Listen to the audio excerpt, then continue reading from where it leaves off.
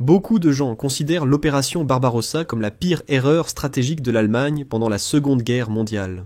Puisque, à cause de cette opération, les forces allemandes se sont retrouvées divisées sur de nombreux fronts, et c'est ainsi qu'elles ont fini par perdre le conflit. Au lieu d'envahir l'Union soviétique, l'Allemagne aurait dû attaquer d'abord la Grande-Bretagne pour sécuriser l'Ouest, puis se concentrer sur les soviétiques. 1940 était le moment idéal pour l'Allemagne d'envahir l'île britannique. Les Britanniques étaient vraiment démoralisés par la victoire surprise de l'Allemagne sur le sol français. Et bien sûr, le refus des États-Unis d'entrer dans le conflit les rendait encore plus vulnérables. Cependant, l'Allemagne n'a jamais envahi l'île à grande échelle et s'est essentiellement concentrée sur des opérations aériennes pour affaiblir les Britanniques. Ils ont alors concentré leurs forces sur le front de l'Est contre l'Union soviétique, tandis que l'Ouest restait paralysé. Conquérir les Britanniques aurait sécurisé le front occidental et leur aurait assuré une position avantageuse en Afrique et contre les Soviétiques. Alors, pourquoi les Allemands n'ont-ils jamais envahi l'Angleterre? S'agit-il d'une erreur stratégique, ou y a-t-il vraiment beaucoup plus derrière?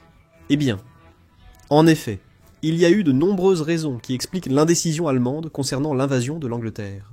En fait, les Allemands ont envisagé de faire cela et se sont préparés pendant longtemps pour l'opération Amphibie en Grande-Bretagne.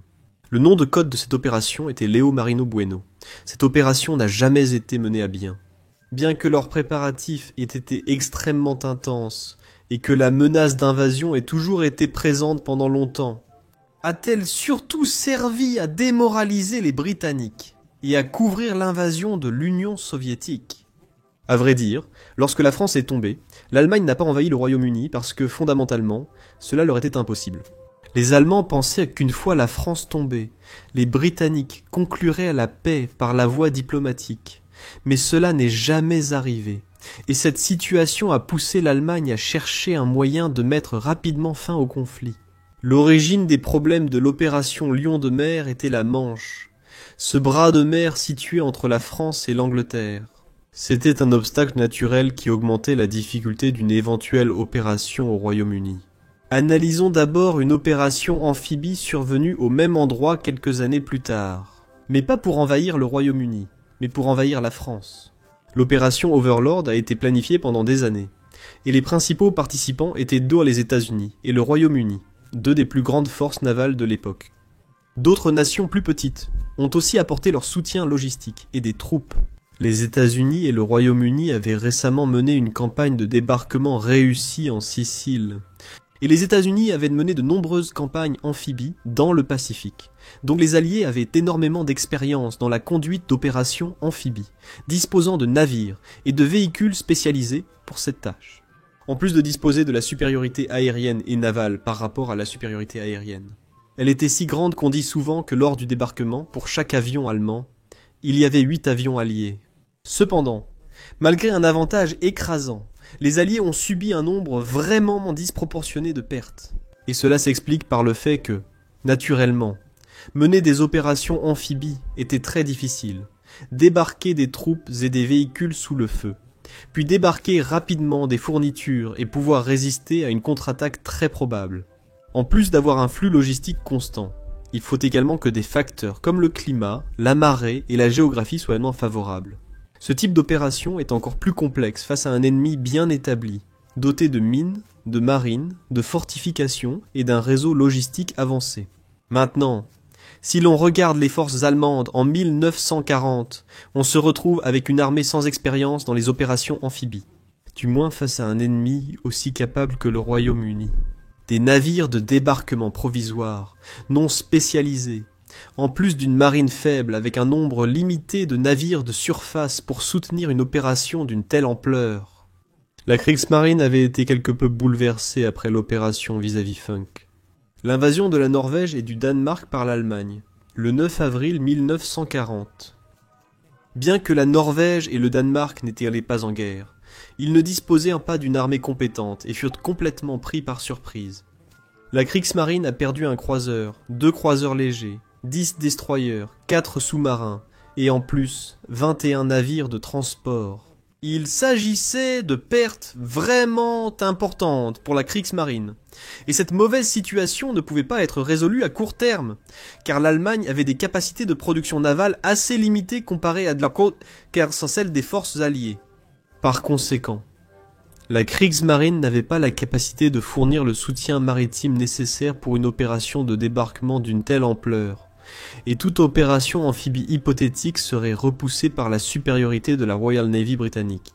L'Allemagne avait des divisions de parachutistes très expérimentés, totalisant plus de 45 000 hommes.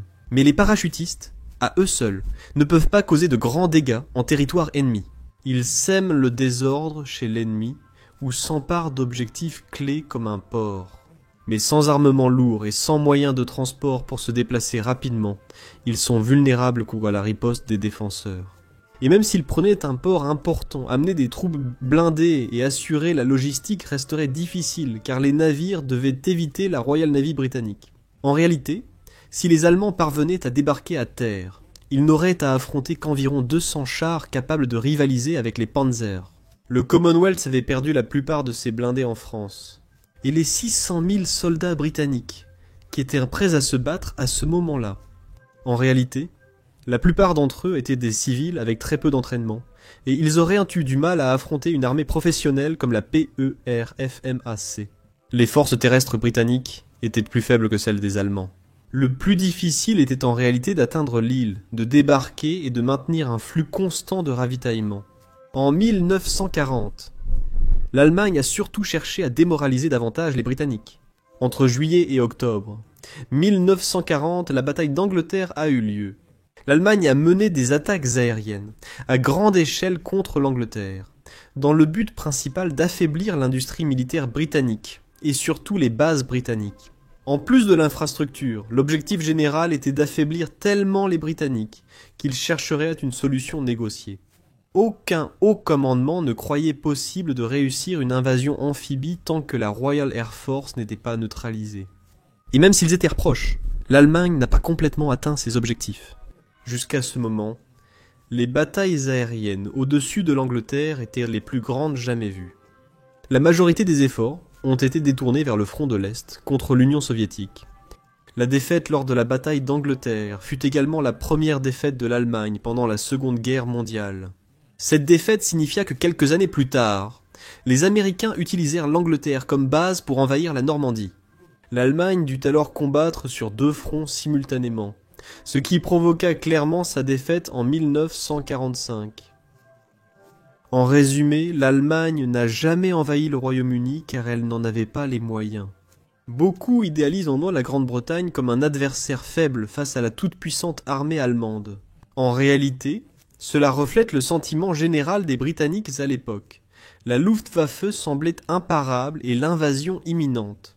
Au final, tout cela s'est avéré n'être que de la propagande et une peur généralisée. Merci beaucoup d'avoir regardé cette vidéo et on se retrouve à la prochaine!